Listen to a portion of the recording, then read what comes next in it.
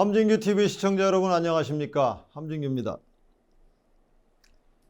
기술이 미래에 어떻게 변화할지 알고 싶다면 세계 가전 전시회 CES를 관람하는 것이 가장 좋은 방법이 아닐까 생각되는데요. 매년 초 미국 라스베가스에서 열리는 CES에서는 언론의 헤드라인을 장식하는 굵직한 신기술들이 위용을 뽐냅니다. 소변을 스캔하는 변기 센서, AI가 결합된 컬러 체인징 자동차 같은 것들이죠. 그렇지만 이런 기술들이 구현된 상품을 곧바로 만날 수는 없습니다. 이 세계 최대 가전 박람회의 진짜 가치는 수개월 내에 구현될 기술뿐만이 아니라 수년 후에나 상용화될 기술을 미리 보여주며 미래 기술의 트렌드를 알려주는 데 있습니다. 지난 1월 5일부터 8일까지 4일간 열린 올해 CES 2023 역시 관람객들의 기대를 저버리지 않고 수많은 신기술과 흥미있는 상품들을 쏟아냈습니다. 전통적으로 이 분야의 최강자로 군림해오고 있는 삼성과 소니는 인상적인 TV와 콘셉트카를 선보였습니다. 물론 혁신 기술로 무장하고 새로이 이 무대에 등장한 신생 기업들도 많았습니다. 그러나 무엇보다도 흥미로운 것은 이 전시회를 통해 앞으로 기술은 어떤 방향으로 발전할 것이며 그것들이 우리 삶에 어떤 영향을 미치게 될지 미리 엿보는 일일 것입니다. 그래서 이 시간에는 C넷이 CES 2023을 관람하며 선정한 6가지 기술 발전 트렌드에 관해 살펴볼까 합니다. 첫 번째는 거의 모든 사람들이 입에 달고 살아서 유행어가 되다시피 한 지속 가능성입니다. CES에서도 이 지속 가능성은 가장 중요한 키워드였습니다. 삼성전자는 CES 2023 개막 전날인 4일 미국 라스베이거스 만달레이 호텔에서 프레스 컨퍼런스를 열고 올해의 비전을 발표했습니다. 이 자리에서는 의외의 인물이 연사로 등장했는데요. 미국 아웃도어 브랜드인 파타고니아의 빈센트 스탠리 CPO였습니다. CPO는 최고 철학 책임자를 말하는데 회사의 경영 철학과 가치 설정을 담당하며 일상적인 경영 활동에서도 윤리적 의사결정이 이루어질 수 있도록 노력하는 임원입니다. 세계 최고의 전자회사의 을류 브랜드의 철학 담당 임원이 등장한 이유는 뭘까요? 두 회사의 공통 분모는 바로 옷 세탁이었습니다. 스탠리 CPO는 삼성전자와 파타고니아는 기후 변화 문제를 다루면서 더 훌륭한 제품을 만들 방법에 대해 논의해 왔다며 그 결실인 세탁기 신기술을 소개했습니다. 그 신기술은 바로 미세 플라스틱 저감 세탁 코스였습니다. 옷감 마찰을 최소화하는 삼성전자의 독자 기술을 활용 세탁대 의류에서 떨어지는 미세 플라스틱 발생량을 최대 54% 줄여주는 기술입니다. 이 세탁 코스와 별도로 삼성전자는 이날 파타고니아와 협업해 미세 플라스틱 저감에 도움을 주는 외부 필터도 개발하겠다고 발표했습니다. AMD의 리사수 최고 경영자는 키노트, 즉 기조연설을 통해 자사가 개발한 더 강력한 프로세스의 에너지 효율성을 강조했습니다. 농업계의 테슬라로 불리는 존 디어가 개발한 새 로봇 파종기는 비료와 화학물질 사용을 줄이는 데 주안점을 뒀습니다. 기후 위기는 우리 시대의 가장 큰 화두 중에 하나이기 때문에 CES에서도 부각될 수밖에 없는 주제였습니다. 많은 회사들이 기후위기를 더 심각하게 받아들이고 있다는 것은 소비자들이 관심을 갖기 시작했다는 또 다른 징후이기도 합니다. 로페즈 리서치의 마리벨 로페즈 애널리스트는 지속 가능성은 대부분의 가전 업체들에게 핵심 가치이지만 우리는 이제 막 여정을 시작한 것에 불과하다고 말했습니다. 둘째는 고객들의 자동차 경험을 사로잡기 위해 자동차 및 전자업계의 무한 경쟁이 시작됐다는 것입니다. GM과 BMW와 같은 자동차 제조업체들은 자신들도 실제로 전자기술 회사라는 것을 알리기 위해 주로 콘셉트카를 선보이며 CES를 자동차 전시회처럼 만들어가고 있습니다. 하지만 CES 2023에서는 많은 전통적인 가전업체들이 앞으로 자동차 안에서 어떻게 시간을 보낼 것인지를 정의하기 위해 노력하고 있음을 보여주었습니다. 오랜 라이벌인 삼성과 LG는 각각 그들만의 스마트카 플랫폼을 내놨습니다. ICX라고 불리는 삼성 시스템은 자회사인 하만 인터내셔널 인더스트리의 레디 케어 플랫폼에 의해 구동될 것입니다. 이 시스템은 센서를 사용하여 운전자의 졸음 상태를 측정하고 적외선 카메라를 사용하여 운전자 상태를 모니터링합니다. 당연히 이 시스템은 삼성의 갤럭시 워치와 같은 제품군과 연동될 것입니다. LG전자는 차량 내 인포테인먼트 시스템을 통합하는 소프트웨어 기반 차세대 차량용 인포테인먼트 솔루션을 준비 중입니다. 소니는 키노트를 이용하여 혼다와 제휴해 만든 아펠라 전기 자동차를 자랑했습니다. 아펠라는 차량의 외부와 내부 장착한 총 45개의 카메라와 센서를 자랑합니다.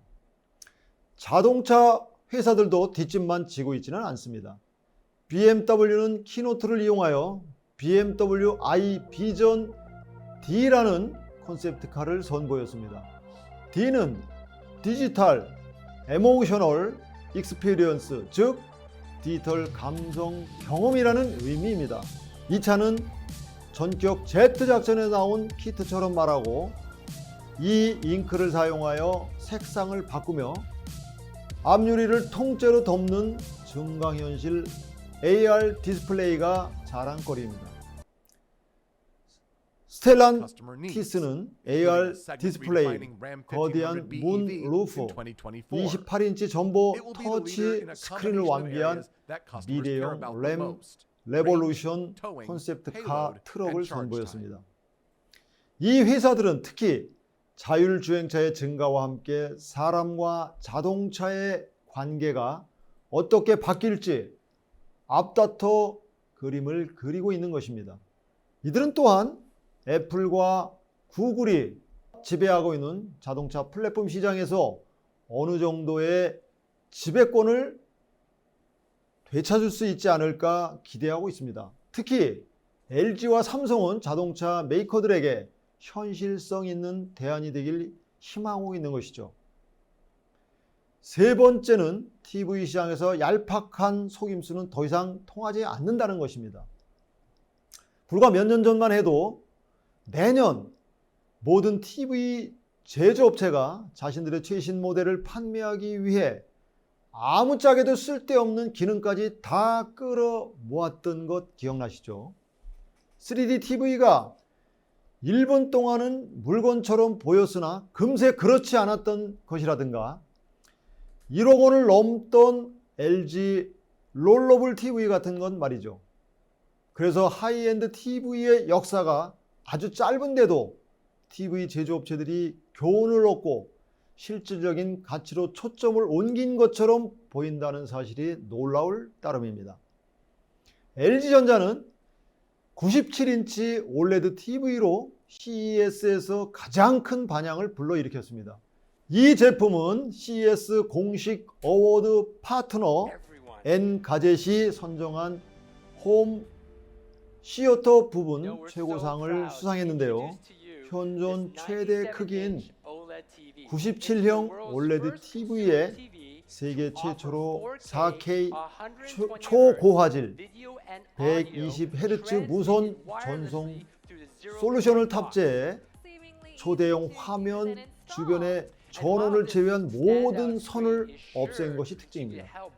N가젯은 이 TV가 TV와 약 10m 떨어진 곳에서도 4K 120Hz 고화질 영상과 소리를 안정적으로 전달하는 무선 전송 기술이 인상적이라며 이 기술을 통해 고객에게 새로운 차원의 다양함을 제공할 수 있을 것이라고 평가했습니다.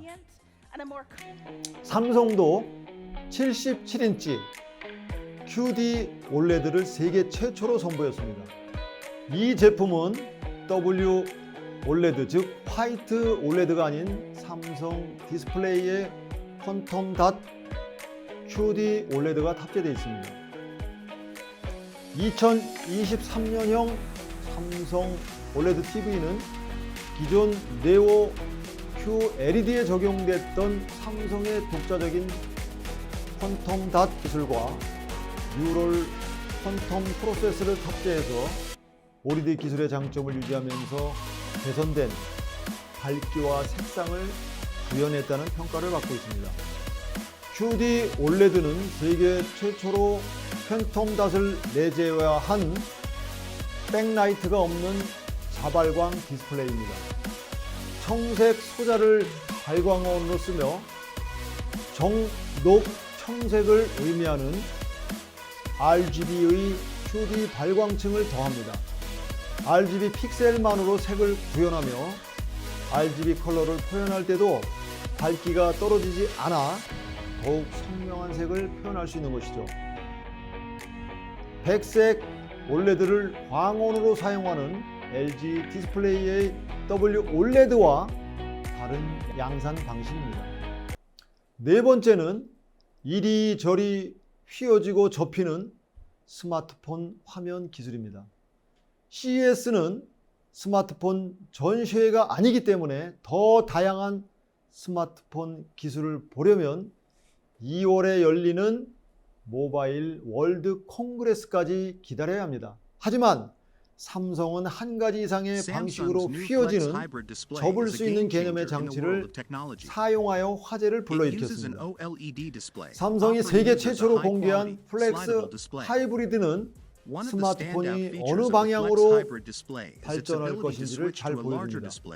플렉스 하이브리드는 폴더블, 슬라이더블 기술을 하나로 합친 신기술인데요. 이 제품은 화면 왼쪽에는 폴더블 기술이, 오른쪽에는 슬라이더블 기술이 적용되어 있습니다. 왼쪽을 펼치면 10.5인치형 4.4 비율의 화면을, 오른쪽 화면까지 당기면 16대 10 화면 뒤 12.4인치형 대화면 디스플레이로 영화나 유튜브를 즐길 수 있습니다. 다섯 번째는 더 심플하면서도 더 스마트해진 스마트홈 기술입니다. 팬데믹 기간 동안 축적해온 스마트홈 기술의 결정체인 매터가 그 주인공인데요. 표준화된 통신 언어에 대한 필요성 대두로 인해 구글, 아마존, 애플, 삼성전자, LG전자, 컴 등 220여 개 업체들이 함께 개발한 홈 사물 인터넷 IoT 표준입니다. 사물 인터넷 IoT 기기들은 홈 IoT 앱이나 AI 스피커 등을 통해 연동되는데 이 과정에서 통신 언어를 주고받습니다. 지금까지는 각 업체들마다 독자적인 플랫폼을 구축해 상호 연동에는 제한이 있었습니다. 예를 들어 구글의 AI 스피커인 구글 홈으로 제어되는 스마트 TV, 에어컨, 공기청정기 등은 아마존의 알렉사나 삼성전자의 스마트 싱스, LG전자의 싱큐에서는 호환되지 않거나 추가적으로 언어를 적용해야 연동할 수 있습니다. 이처럼 상호 연동성에 제한이 있어서 스마트 홈 서비스의 실효성이 떨어지자 이를 표준화한 통신 언어 개발에 대한 필요성이 대두됐고 이를 위해 추진된 것이 매터인 것이죠. 매터를 활용하면 애플의 아이폰, 삼성전자의 세탁기, 제작기, LG전자의 TV 등을 하나의 앱이나 허브를 통해 제어할 수 있게 되는 것입니다. 마지막 6번째는 스마트 헬스케어 기술입니다. 이제는 화장실에서 더 많은 시간을 보낼 준비를 해야 될 것 같은데요. 위등스가 내놓은 핸즈프리 소변 분석기인 유스캔은 변기에 부착하는 센서 기기입니다. 이 센서를 통해 영양 수준, 호르몬 등을 모니터링할 수 있습니다. 카사나의 하트 시트는 사용자가 용변을 보는 동안 심장의 박동수, 혈중 산소 포화도, 혈압 등을 체크해 줍니다. 인공지능을 사용하는 솔루션도 있습니다. 센서는 우리에게 정확한 정보를 제공할 수 있지만 방대한 데이터 세트를 제공하는 알고리즘은 센서를 사용할 수 없을 때 건강 지표를 제공하는 데 도움이 될 수 있습니다. 캐나다의 테크 기업 루라 노직스는 세계 최초로 화상 통화 중 얼굴 혈류 분석을 통해 혈압과 심박수, 불규칙한 심장 박동, 스트레스, 심장마비와 뇌졸중, 2형 당뇨 위험도를 측정해주는 아누라 텔레헬스를 공개했습니다. 발렌셀의 손가락 혈압 측정기는 팔에 두르는 커프수가 없이도 측정기에 손가락 끝을 대는 것만으로도 정확한 혈압을 측정해 줍니다. 작년에 미국 FDA는 전문 의료기 보청기가 아닌 일반 의료기 보청기들을 다수 승인했는데요. 그래서인지 이번 CES에서 일반 보청기들이 다수 출품됐습니다. 그 예로 보청기 역할을 겸하는 자브라 이어버드 블루투스 이어폰을 들 수 있습니다. 일반 의료기 보청기를 출시하는 브랜드가 늘어나면서 2023년에는 이 시장이 폭발적으로 성장할 것으로 예상됩니다. CES 2023에 등장한 스마트 헬스케어 기술들로 미루어 보건대 올해에는 더 많은 가정용 헬스케어 제품들이 시장에 출시될 것으로 보입니다. 손목에 차는 정통적인 추적기와 스마트 링에서부터 센서로 채워진 변기와 목욕 매트에 이르기까지 건강을 모니터링하는 방법에는 부족함이 없어 보입니다. 지금까지 함진규의 4차 산업혁명이었습니다. 감사합니다.